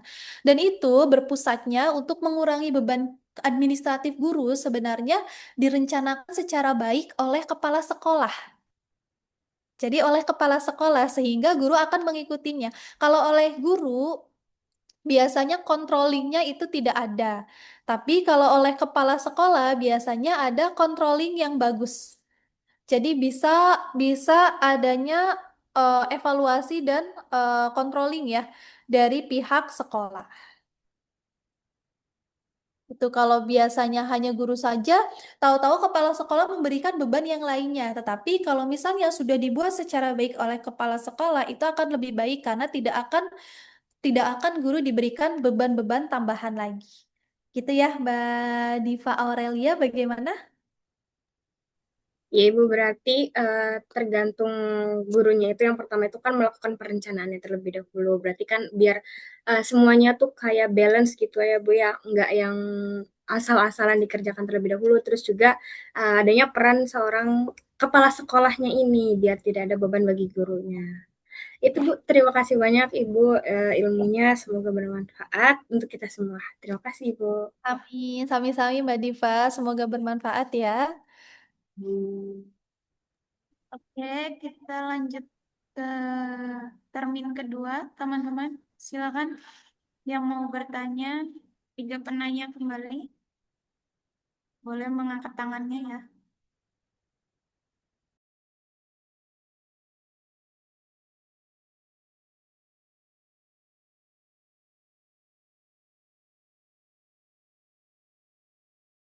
Boleh teman-teman yang mau bertanya, dimohon untuk mengangkat tangan.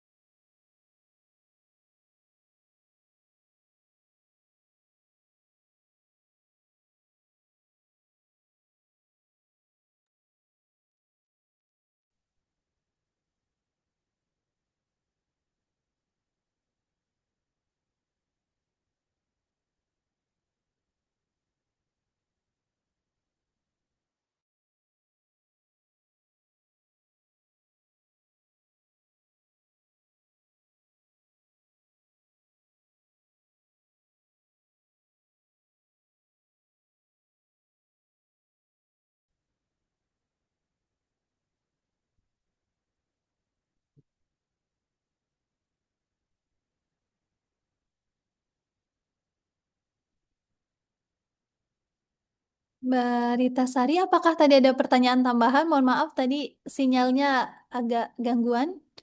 Belum ada, Ibu. Oh, belum ada. Oke. Mungkin sudah cukup paham semuanya, mungkin Mbak Rita.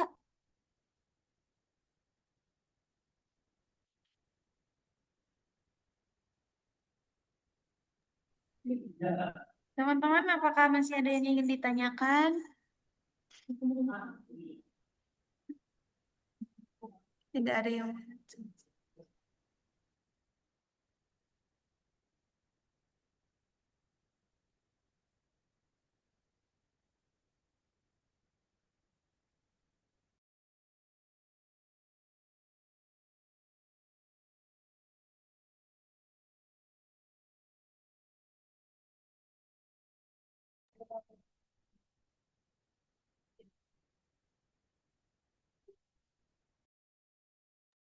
Ibu bagaimana ini? Langsung disimpulkan saja. Sepertinya tidak ada yang bertanya kembali. Ya, boleh Mbak Rita, silakan. Boleh langsung disimpulkan. Oke, baik, izin menyimpulkan.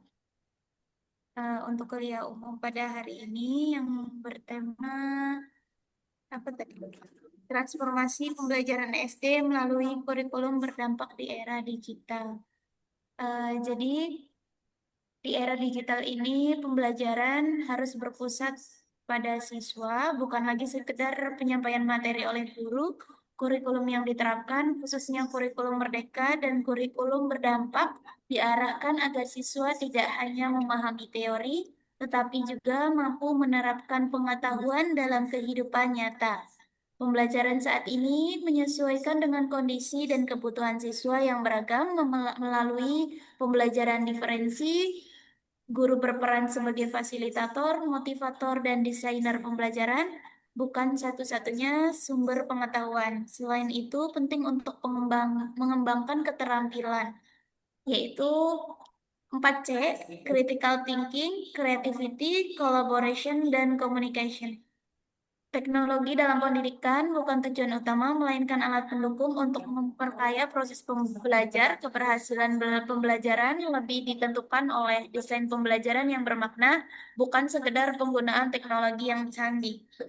Di sini ada berbagai tantangan pendidikan seperti kesenjangan literasi, keterbatasan akses teknologi, kemampuan digital guru, serta beban administrasi. Oleh karena itu, diperlukan inovasi pelatihan berkelanjutan serta kepemimpinan sekolah yang transformatif. Secara keseluruhan, transformasi pendidikan harus dilakukan secara menyeluruh dan terintegrasi antara guru, kepala sekolah, teknologi, dan kebijakan dengan tujuan utama membentuk siswa yang berkarakter, kompeten, dan siap menghadapi kehidupan nyata. Terima kasih kami ucapkan kepada seluruh pihak yang telah mendukung terlaksananya kuliah umum pada hari ini. Semoga kegiatan ini memberikan manfaat serta menambah wawasan bagi kita semua sebagai calon guru profesional. Marilah kita tutup kegiatan hari ini dengan mengucapkan hamdalah bersama-sama. Alhamdulillahirabbil alamin. Akhir kata, saya selaku pembawa acara mohon apabila terdapat kesalahan dalam memandu acara pada hari ini. Mohon maaf yang sebesar-besarnya. Izin pamit undur diri. Wabillahi taufiq wal hidayah. Wassalamualaikum warahmatullahi wabarakatuh. Waalaikumsalam. Waalaikumsalam.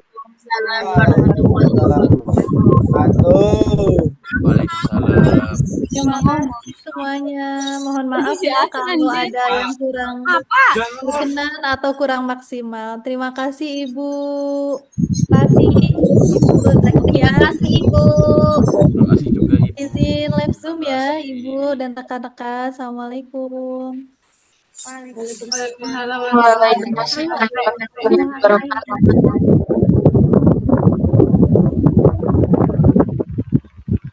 Kepada seluruh peserta, jangan lupa untuk mengisi absen yang sudah ada di kolom chat. Terima kasih.